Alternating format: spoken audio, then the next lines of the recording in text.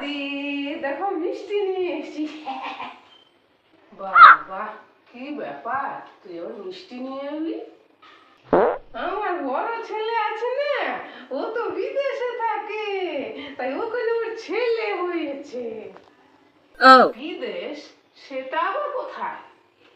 ও তো বীরভূমে। বীরভূমে আবার বিদেশ? তোর মাথা খারাপ হয়ে গেছে।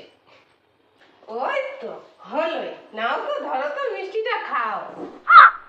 হ্যাঁ, বৌমা এলে আর মিষ্টি খাওয়া হবে না, তাড়াতাড়ি মিষ্টিটা খেয়ে নি। হ্যাঁ, এটা মিষ্টি? তুই না আমার যা পাস না? এটা তো মিষ্টি নাকি নোনতা? চিনি বলেও তো মিষ্টি। এই মিষ্টি আমরা খাই না, তোর মিষ্টি তুই নিয়ে যা।